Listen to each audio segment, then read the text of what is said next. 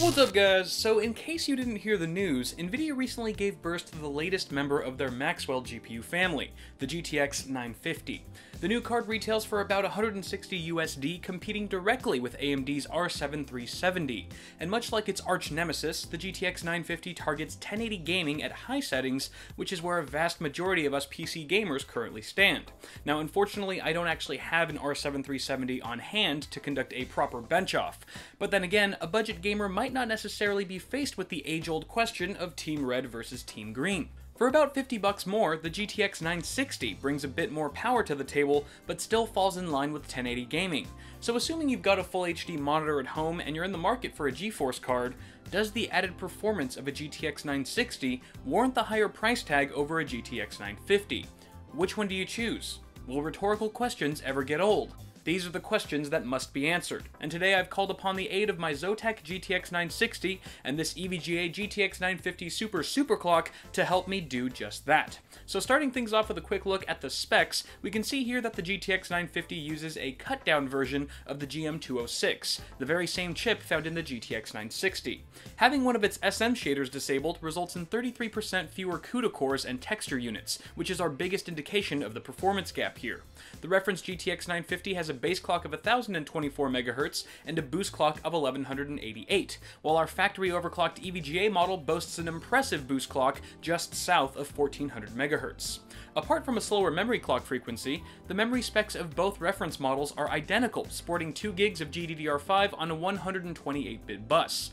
However, the GTX 950 only consumes 75% of the power as its bigger brother, making it incredibly power efficient with its single 6-pin PCIe connector, though our EVGA card rocks an 8-pin plug for additional overclocking. In addition to all of the usual Nvidia technologies like dynamic super resolution, G-Sync, and GameWorks, the GTX 950 can also take advantage of the new MFAA filter, which delivers image quality on par with 4x MSAA at a cost that's closer to 2x MSAA. What you essentially have here is the ability to achieve good looks through low impact. Whoever thought anything would bridge the gap between video games and Bikram yoga? Other notable features include HDMI 2.0 for 4K signal at 60Hz, and support for DirectX 12 with feature level 12.1. Now take a moment to compare this to the R7 370's HDMI 1.4a, lower feature level and lack of FreeSync support, and the budget Maxwell card begins to sound a bit more enticing. Now diving right into the performance of our Nvidia cards, I overclocked both contenders as far as I could take them, landing me at 1495 MHz on the Zotac GTX 960 and a blazing 1578 MHz on the GTX 950. This is undoubtedly in part thanks to EVGA's beefed up ACX 2.0 cooler. It's nice to see that Maxwell retains its astounding overclockability with Nvidia's latest card. Now all tests were run with a 5820K and X99 Gaming G1 motherboard at the target resolution of 1920 by 1080, using the latest game-ready Wickle drivers on Windows 8.1. Without further ado, let's cue up some soothing sounds of the ancient lute while we take a look at the benchmarks.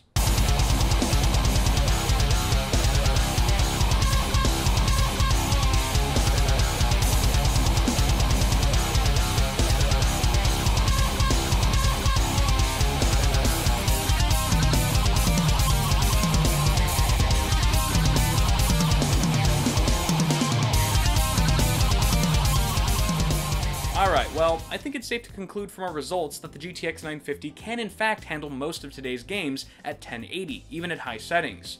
Our card easily topped 45 FPS in every game, with the exception of Hitman Absolution, which honestly isn't half bad considering we ran the test on Ultra with 4x MSAA. With all the loose guarantees of the GTX 980 and 390X being 4K ready, it's nice to finally see a card that delivers exactly what it promises: a smooth gaming experience at 1080 with some eye candy to boot. When all is said and done, the GTX 960 performed about 18% better on average than our aggressively overclocked GTX 950. That performance gain comes at a cost, however, about 30% to be exact. So when we take a look at these raw numbers, is the premium price tag of the GTX 960 really worth it? I mean, of course, the answer will vary from user to user. but I personally feel that the GTX 950 packs more bang for the buck in the long run. It's no secret that the memory specs and gaming performance of the GTX 960 fell somewhat short of our expectations when it launched back in January, which as of today puts it much closer to the GTX 950 than its high-end neighbor, the GTX 970.